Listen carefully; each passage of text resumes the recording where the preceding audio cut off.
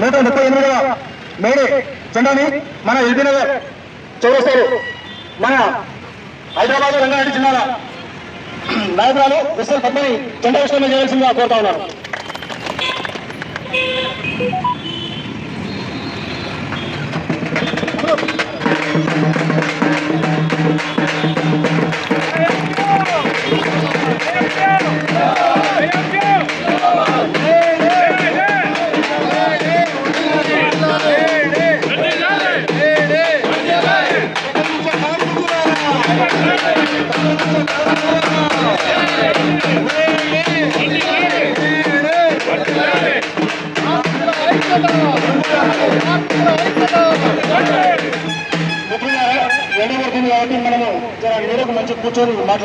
ఆయన ఆటోలని ఆరు జాగ్రత్తగా నిషేధించాలని పెట్టిండు.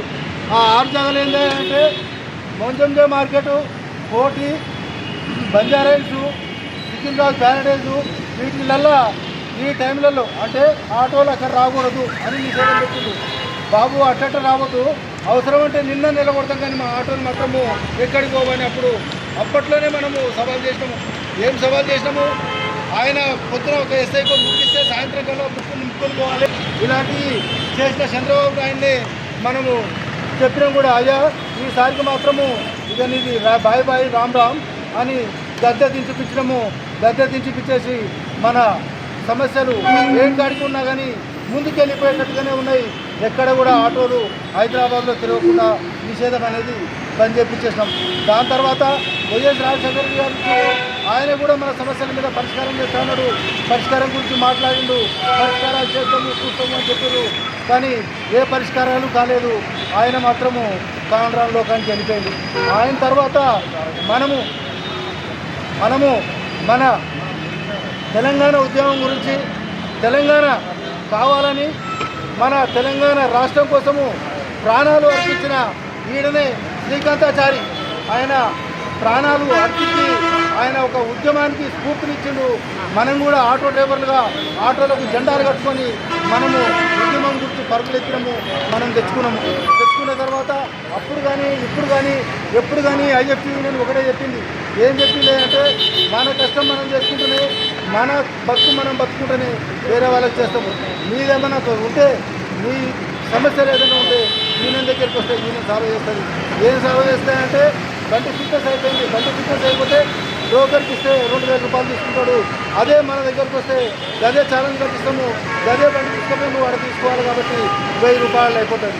అదే లైసెన్స్ రిన్యూవల్ ఉంటుంది. లైసెన్స్ రిన్యూవల్ అంటే ఏజెంట్ దగ్గరికి పోతే ఏజెంట్ మాత్రము నిన్నే పంపిస్తాడు. నువ్వే ఫోటో దిగాలి, నీ లైసెన్స్ మనం నువ్వే తెచ్చుకోవాలి. బ్రోకర్గిరి చేసిన వాళ్ళకి మాత్రము నీ డబ్బులు వాళ్ళకి ఇచ్చేస్తాం. కాబట్టి ఇట్లా ఆర్టీఏ ఆఫీసులలో బ్రోకర్గిరి నడవకుండా ఆర్టీఏ ఆఫీసులలో డైరెక్ట్ పోతే పనులు అయ్యేలా, మన కార్డు చూపిస్తేనే వాళ్ళు పని చేసేలా మనం ఎప్పటికీ మనం చేసుకుంటూనే ఉంటాము. మనం ఇప్పటికప్పుడు చేసుకుంటూనే ఉంటాము. అలాగే ఫైనాన్సర్లతో మన ఆటో డ్రైవర్లు అంటే అంగోట చాపని వీళ్ళకి ఏం తెలియదని వాళ్ళ ఇష్టారాజ్యంగా వాళ్ళ లెక్కలేసి వాళ్ళ ఇష్టారాజ్యంగా వాళ్ళ లెక్కలు చేసి ఇష్టారాజ్యంగా మన దగ్గర మన రక్తాన్ని తాగుతున్న ఫైనాన్సర్లకు కూడా మనం తగిన గుణపాఠము చెప్తాము. ఇంకా ముందు కూడా ఖబర్దారని కూడా చెప్తాము. ఈ ఆర్టీఓ ఆఫీసులలో అవినీతిని, అట్లాగే మార్వాడి ఫైనాన్స్లలో జరుగుతున్న మార్వాడి ఫైనాన్సర్లకు వ్యతిరేకంగా మనం ఎప్పటికప్పుడు స్పందిస్తూనే ఉంటాము, ముందుకు పోతూనే ఉంటాము. ఇప్పుడు ఈ ఎలక్షన్లు అయిపోయిన తర్వాత